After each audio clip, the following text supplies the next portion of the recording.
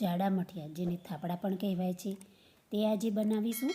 તેના માટે સૌપ્રથમ આપણે અહીંયા 250 ગ્રામ મઠનો લોટ લઈ લઈશું. તેને ચાળી લઈશું. તેમાં અડધો કપ ભરી ઘઉંનો લોટ ઉમેરી લઈશું.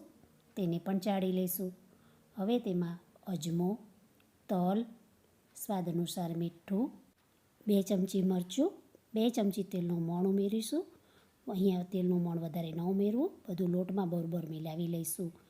ગોળના પાણીથી લોટ બાંધી લઈશું. તમે ચાહો તો ખાંડ પણ ઉમેરી શકો છો, પણ ગોળના પાણીથી લોટ બાંધવાથી થાપડા સોફ્ટ અને ક્રિસ્પી બને છે. લોટ બંધાઈ જાય ત્યારે તેને થોડો કૂટી લઈશું.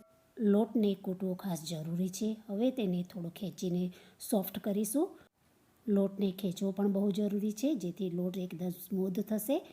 લોટ ખેંચાઈ અને એકદમ સ્મૂથ થઈ જાય ત્યારે તેમાંથી વાટા વાળી લઈશું.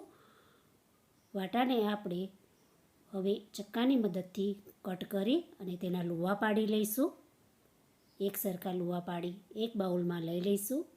ઉપરથી થોડું તેલ ઉમેરી લુવાની ગ્રીસ કરી લઈશું અને તેને ઢાંકીને રાખીશું. હવે આપણે તેના થાપડા બનાવીશું. થાપડા બનાવવા માટે મેં અહીંયા પૂરીનું મશીન લીધેલું છે. તેમાં એક પ્લાસ્ટિક મૂકી તેમાં લોહું મૂકી અને દબાવી દઈશું. થાપડાને બહુ જાડા કે બહુ પતલા પણ કરવા નહીં, મીડિયમ રાખવા. આ રીતે બધા થાપડા બનાવી તૈયાર કરી લઈશું. તેને એક પ્લેટમાં મૂકતા જઈશું. બધા થાપડા તૈયાર થઈ જાય ત્યારે તેલ ગરમ કરવા મૂકી તૈયાર થાપડા ઉમેરતા જઈશું. થાપડા તળાતા જશે, તેમ ઉપર આવતા જશે. તેને પલટાવી લાઇટ ગોલ્ડન કલરના થાય ત્યારે તેને તેલમાંથી નિતારી બહાર કાઢી લઈશું. આ રીતે બધા થાપડા તળીને તૈયાર કરી લઈશું. તો તૈયાર છે ફૂલેલા ક્રિસ્પી એવા થાપડા, જેને આપણે 15 થી 20 દિવસ સુધી સ્ટોર કરી મજા માણી શકીએ છીએ.